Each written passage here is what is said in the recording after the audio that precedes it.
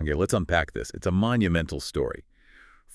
I think for most people, the popular narrative of the Jewish return to the land of Israel really centers on one key moment. Right, Theodore Herzl. Peter Herzl, exactly. And the start of political Zionism in 1897. For so many people, that's where the timeline begins. And that framework, while it's absolutely essential, it also ignores nearly 1,800 years of history that came before it. Right. Our mission today is to step back a bit, look at the sources, and see this long history of effort, of sacrifice, and the spiritual drive that maintained and even expanded a Jewish presence there centuries before any political movement was formalized. We're looking at Aliyah, or going up, and it's a story of just, profound persistence. So the core question for us is, how did these communities manage to maintain that continuity? How did they actually grow, driven not by politics, but by deep spiritual and then later practical motivations? I think it's crucial to understand the context of continuity versus, say, a mass exodus. Yeah. It is absolutely true that after the Great Revolt and the Bar Kokhba Revolt,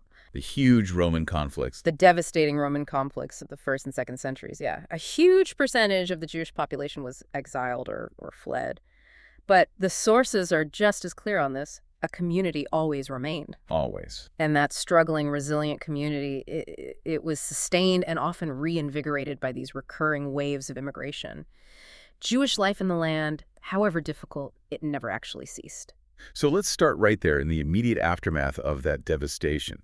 The Romans they tried their absolute best to crush Jewish life, to disconnect the people from the land, but you're saying they didn't entirely empty it out? They failed. So what was the mechanism of survival for those who stayed? It really came down to the persistence of scholarly life. You see, after the temple was destroyed, the religious leadership, they pivoted very quickly to the study hall. Centers like Yavna and later in the Galilee, they became the new heart of national life. And not only did the learning continue, but our sources point to groups of sages scholars who began returning specifically from Babylon or Babel in the 7th and 8th centuries. This shift toward a scholarly return immediately changes the historical timeline we often see. So if you're coming back from Babel after the spread of Islam, what were the practical challenges? Was it safe? Or was this a really high-risk intellectual mission? It was certainly high risk, but the motivation wasn't about safety. It was a purely spiritual and intellectual renewal. With the rise of the Islamic empires, you had a whole new geopolitical reality, and these Babylonian scholars who had immense authority, they felt a duty to return to the source of the law.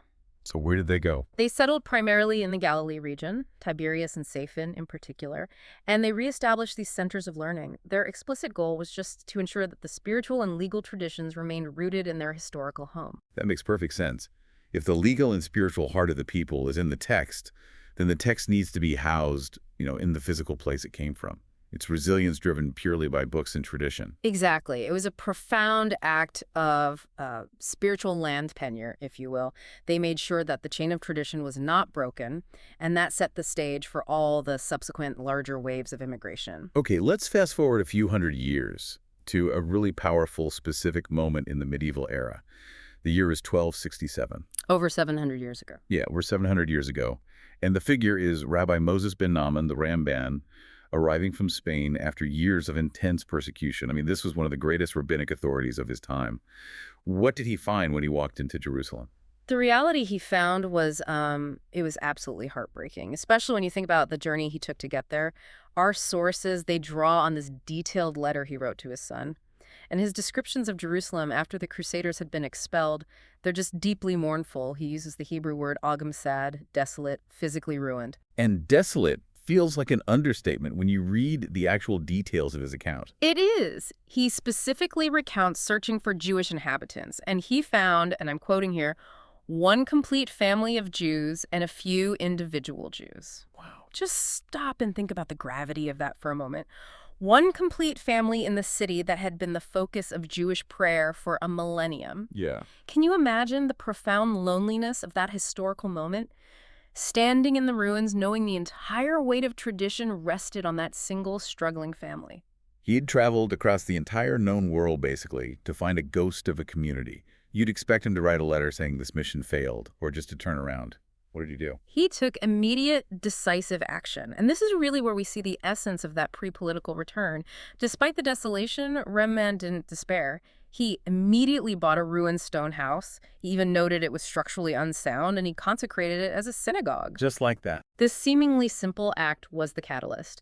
It became the first functioning synagogue in Jerusalem after the Crusader expulsion. So one man, in 1 year, with one act of pure spiritual dedication, he basically restarts Jewish communal life in the capital city. He provides the anchor that future immigrants would look for. Precisely. His presence alone was an invitation. His legacy became the spiritual magnet for the next waves, proving that the land could be rebuilt, one sacred brick at a time. And that successful, even if tiny, anchoring sets us up for maybe the greatest historical paradox we're going to discuss today, the Spanish expulsion of 1492. It's so counterintuitive that a tragedy meant to destroy Jewish life in Iberia actually becomes the fuel for a golden age in the land of Israel. It really is the defining paradox of this period. When the Jews were expelled from Spain and Portugal, they scattered across the Mediterranean. Many went to North Africa or Italy, sure, but a massive influx found a safe harbor in the Ottoman Empire.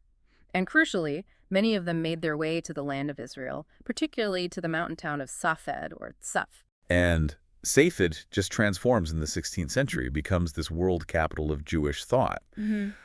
What made this remote mountain town so unique? Why did it draw these exiles from the West? It was an unparalleled intellectual and spiritual synergy. You had these highly educated exiles, and they brought with them this profound sense of mourning and messianic expectation after the trauma of the expulsion. This led to an incredible flowering of both mysticism and law. And you had two towering figures working there at the same time, basically redefining Jewish life on a global scale. Yes, exactly. Tell us about them, because the sources mention both the mystical and the legal side of this. Right. So on the legal side, you have Rabbi Joseph Caro. He arrives in Safed and authors the Shulchan Aruch, The Code of Jewish Law. the definitive code of Jewish law, which still governs observance today. It brought clarity and structure in a time of deep chaos. And then at the same time, you had Rabbi Isaac Luria, known as the Herzl, the Holy Ari. He didn't just practice Kabbalah, the ancient Jewish mystical tradition. He revolutionized it. How do you revolutionize mysticism? That sounds like a pretty massive claim. It is. The Herzl created what we now call Lurianic Kabbalah. He provided a much more structured, systematic, and frankly complex cosmological framework. It explained the origins of creation, exile, and redemption. And this framework gave a spiritual explanation for the trauma of the Spanish expulsion and offered a path toward collective spiritual repair. So he essentially took these incredibly profound mystical concepts and made them accessible to a wider circle of scholars. Exactly. So in this one small town, you have the ultimate practical legal text, the Shulchan Aruch, and the ultimate profound mystical text of Lurianic Kabbalah being developed side by side. The mind and the spirit were both just completely focused on renewal within the land. And that synergy between law and mysticism, it reinforced the commitment to the land. Safed wasn't just a place to live. It became known throughout Europe as the Jerusalem of the diaspora. It was a spiritual command center for world Jewry.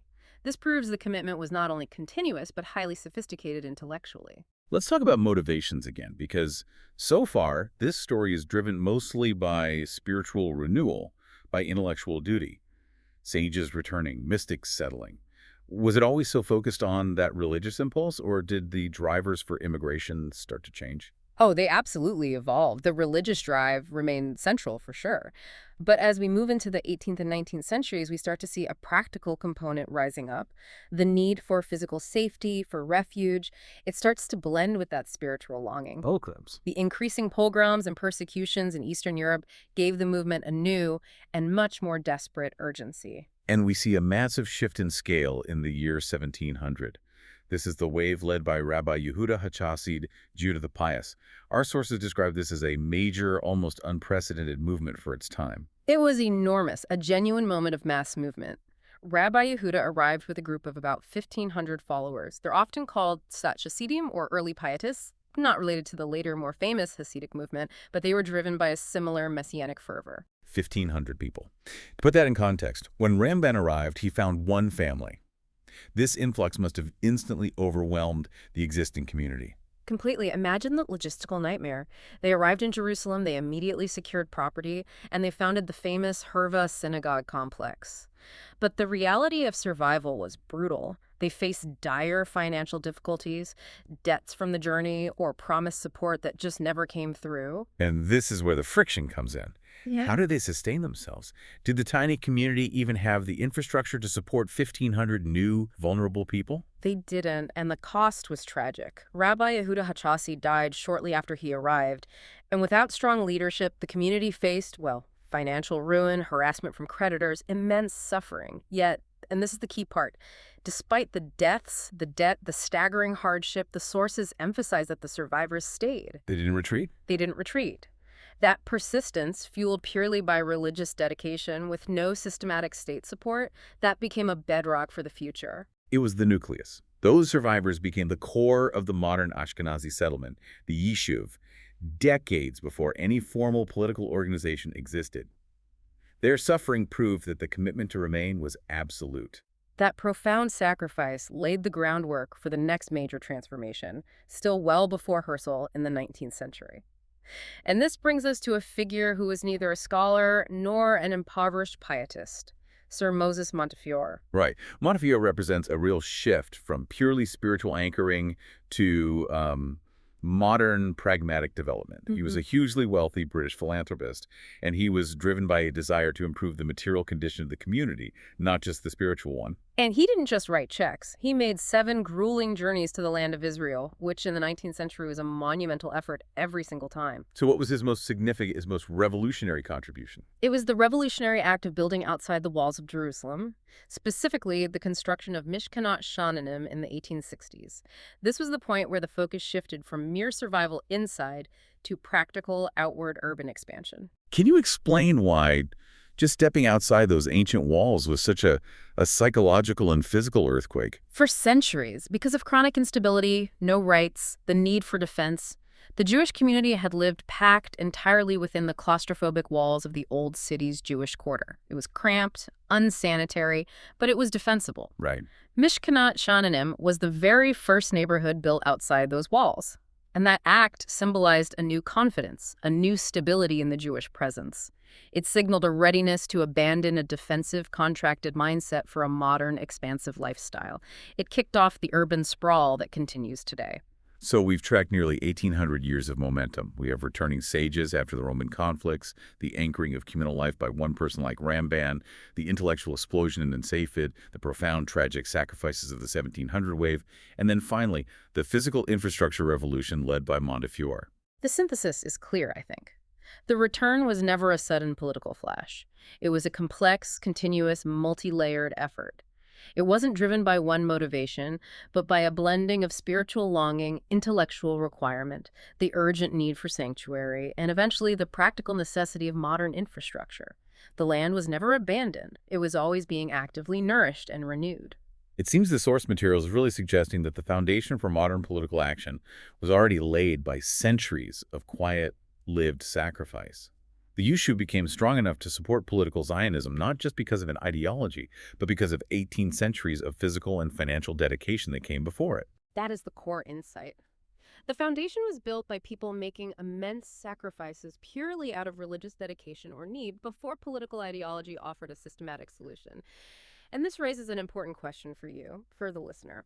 If the modern political movement was built upon a history of such profound, continuous, and non-political commitment, how does that long, deep historical momentum, that continuous presence, how does that shape the context and the perception of the political landscape today?